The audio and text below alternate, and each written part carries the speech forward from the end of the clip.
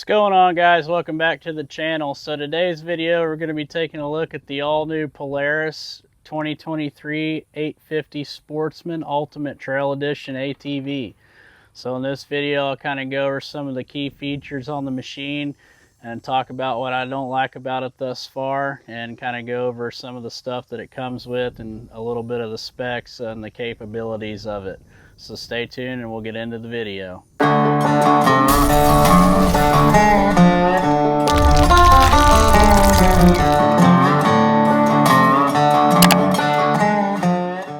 So today's video is going to be another Polaris product review. If you're new to the channel, I used to have a Polaris Sportsman 570 that we bought brand new back in 2015, and rode it around the farm here for several years, put a lot of miles, a lot of hours on it, and we decided it was time to trade it in and get a newer one.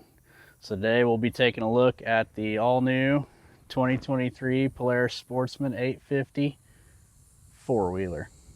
So here it is, the Sportsman 2023 850 Ultimate Trail Edition. So Polaris did it again with this ATV. They just made a really nice product. I'm very happy with it so far. Still working on doing the break-in procedure with it. Got 25 hours to do on it, and this thing is just awesome. The color of it with the black wheels, brush guards, these halo LED lights. It's just a really sharp looking ATV. So we'll kind of go over some of the features on it, and we'll start it up and drive it around. So this is what they call the Ultimate Trail Edition. You get on this one, you get these tie down points that are you can move them around from like here to here to here, here. You get 4 of those on the back and 2 on the front. And you can also get this rear bumper on here. You get 2 more of these on the front. You get a front bumper, and then you get this Polaris 3,500 pound integrated winch. This will be the first time I've had a winch on an ATV. I have yet to use that thing yet, but we might try and test it and see what it can do. But anyway, this is the Chalk Gloss Edition. So it's got 14-inch aluminum wheels. It's got these Duro grip tires, and they're actually radial 6-ply. So it's nice they actually put radial tires on here. Makes for a better looking tire, and they ride a lot smoother. This is 78 horsepower. It's got a twin cylinder engine under there. So this model has EPS, which is Polaris's power steering. It's got the display here. So you can actually I don't remember how to do it. I think you hold the mode button down. Yeah, options. So they made it to where you can actually change the sensitivity of the EPS from low, medium to high. So that was a really nice feature. I keep mine on medium because that's where I like it. Then you got your miles per hour, fuel gauge, gear indicator, four-wheel drive indicator, time, and engine temp. And you can change, view a couple other parameters in there as well. So here we have the winch control. Pretty straightforward. Got the engagement lock down here for free spool. Pretty easy to get to. Another thing, some of these had Bluetooth, so you could pair your phone to them and it would show up like if you got a call or message. And apparently due to the chip shortage or whatever, some of them came with Bluetooth and some of them came without it, and unfortunately this one didn't come with it. So not that big a deal, not too worried about it, but it would have been nice to have. The seat, a lot more comfortable than the 570. It's really soft, and the reddish orange stitching on here, nice feature. So on the back we got a rear compartment right there, pretty deep, supposedly watertight. And then on the front we got another storage compartment. And this was one of my biggest complaints on the 570, was the battery location. So I don't know about the 850s prior to this model, but the battery is now up here sitting sideways, but you can actually get to it very easily. And another cool thing that they added on here was you can plug your battery charger in right here and charge it, not have to mess with putting the cables and stuff on the terminals up here on the battery. So you got your fuse box, diagnostic port up here, your coolant, radiator coolant here, then your overflow reservoir here, and they added a little vent up here to help get some of that heat away. Seems like it does a pretty good job. I like the fuel cap being over here on the left versus on the 570s, it's right here in the center.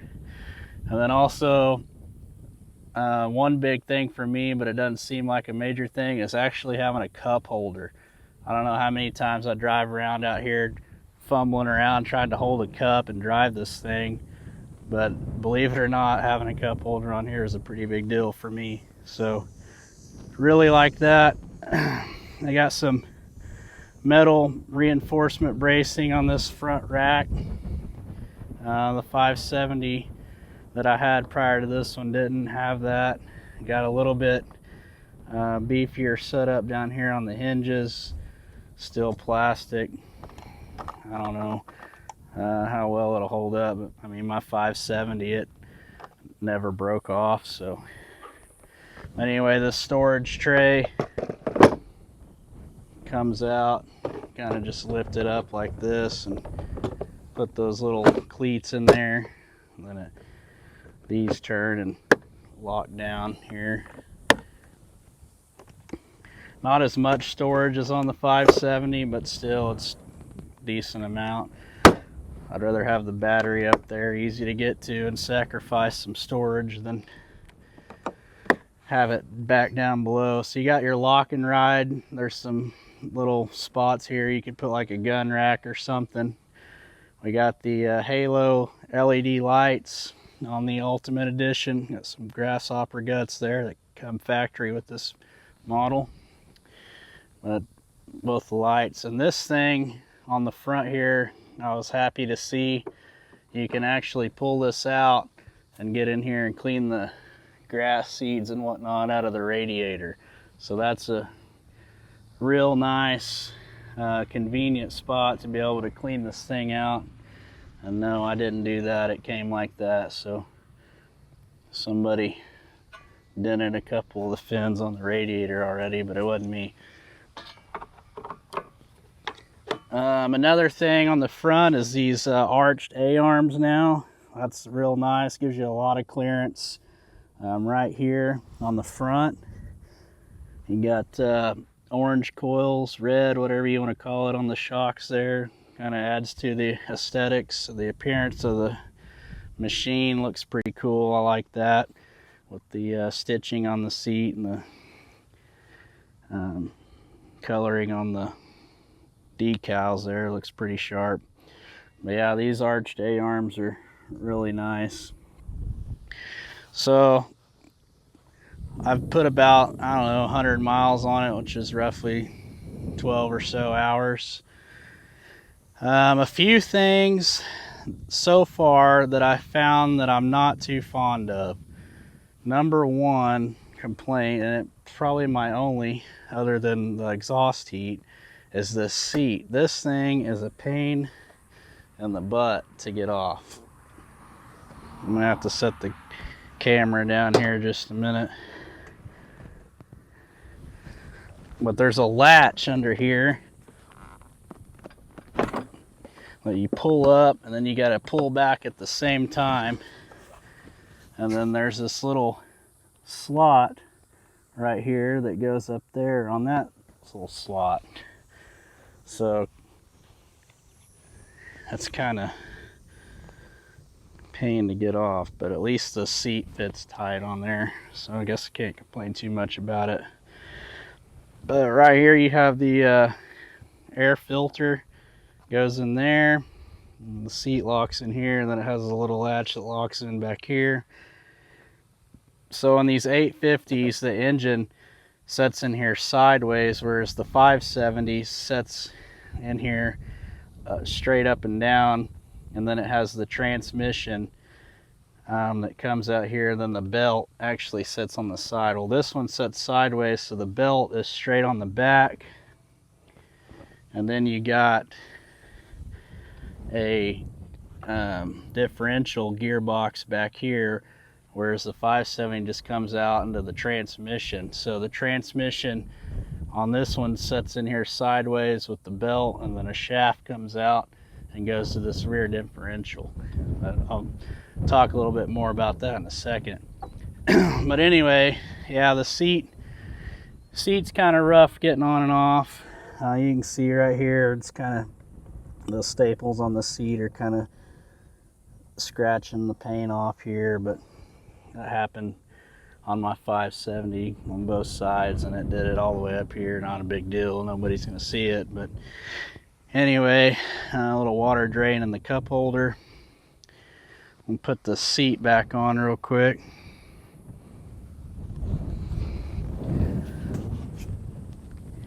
So getting it on, you kind of just got to put the front up there, slide it up in that little detent, and then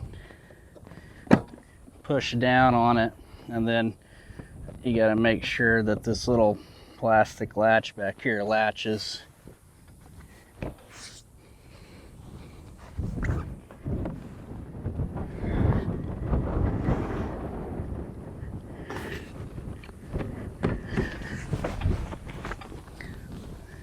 Anyway, that's pretty secured on there, I think. So anyway, back to the exhaust. Now the 570, when I bought it, this was open and it was really hot right here, and they came out with a block off deal, kind of a shield that cut the exhaust heat off your leg, and I had it put in, and it fixed that issue. But it would get so hot back here, it would actually melt the little seat foot pad that set on the frame. This one's walled off, and it does really good. It doesn't get hot up there, but where it does get hot is right in here and right back here. Now you can see the exhaust much larger on this one compared to the 570s, but they've added all this heat shielding up here. So you got heat shielding on this, you got heat shielding here,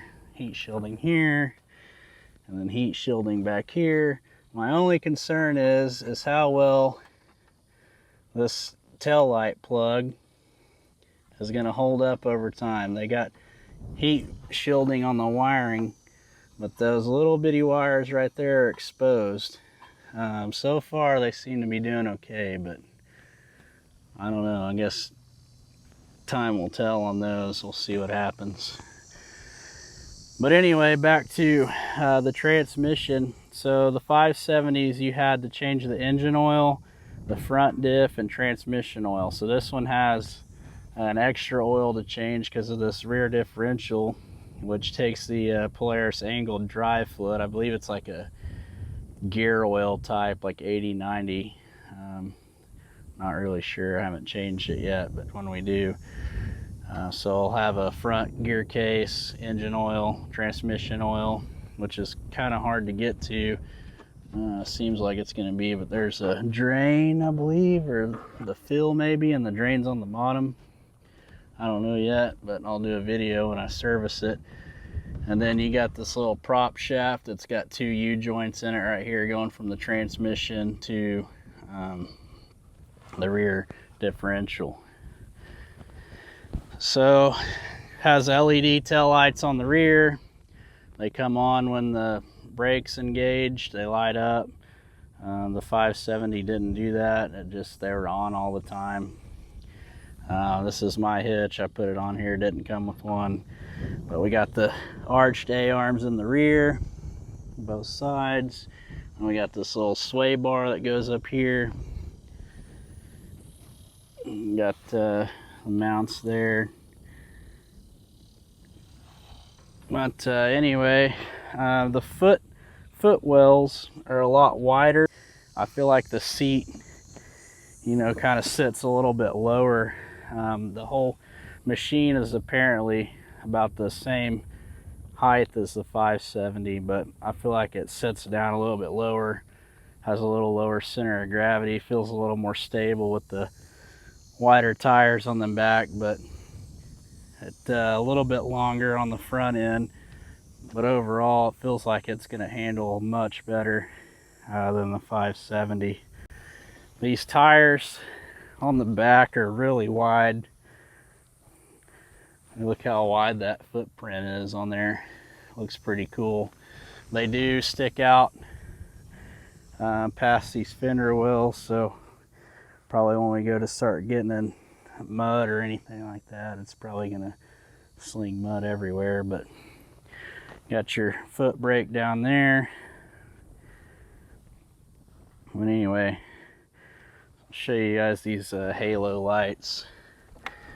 So these halo lights are always lit up when it's driving. I think that's a pretty cool feature. They just, a little LED strip in there stays lit up. Looks pretty cool. So we got those lights, pretty bright at night, real white looking. We got the pod light. They're pretty decently bright. Fuel consumption. So this thing, I feel like it does pretty good on fuel. I figured it would use more fuel, but I don't know. I think the gas tank is still a 5.5 gallon. I'm not sure. I have to look at the specs, but it seems like it does really good on fuel, actually. So you got your oil dipstick here. That's the only opening on this side.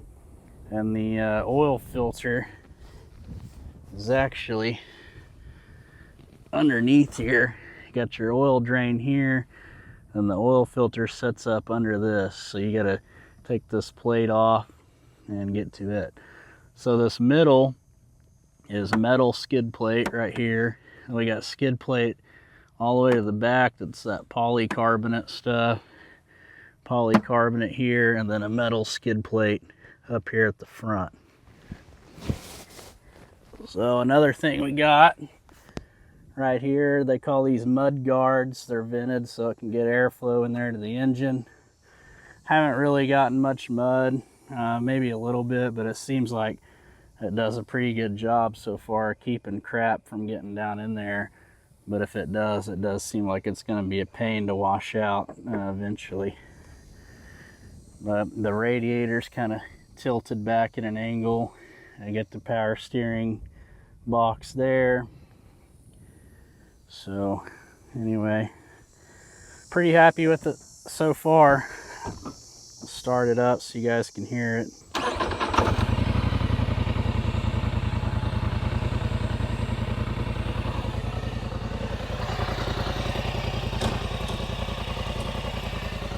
It's got a pretty good sound to it.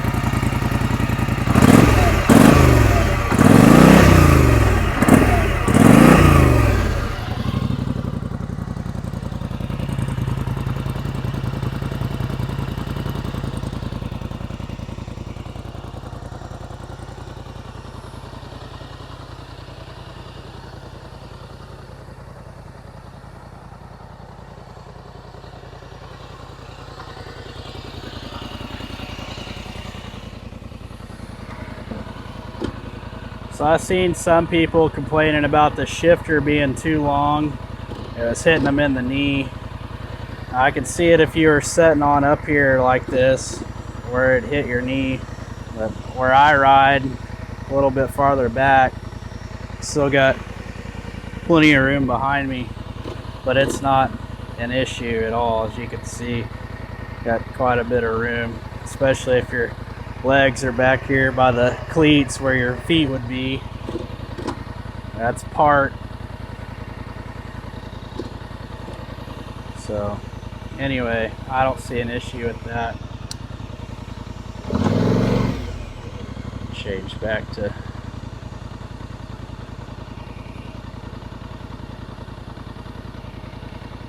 miles per hour there. The suspension on it seems really good. It rides very well over rough terrain.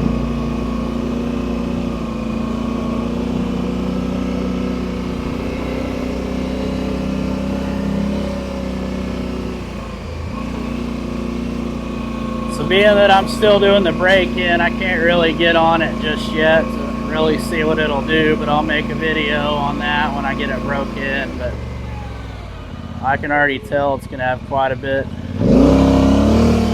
of power to it.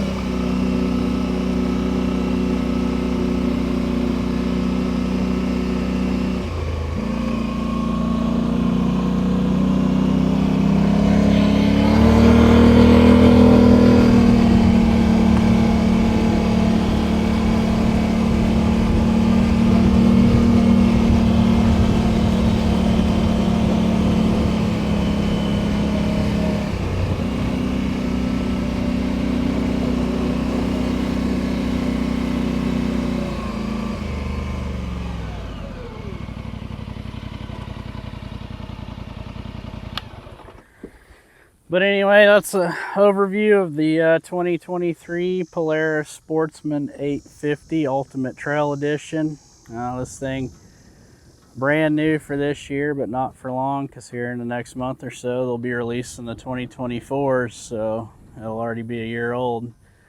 But anyway, I been enjoying it so far, and it seems like it's going to be a pretty good machine.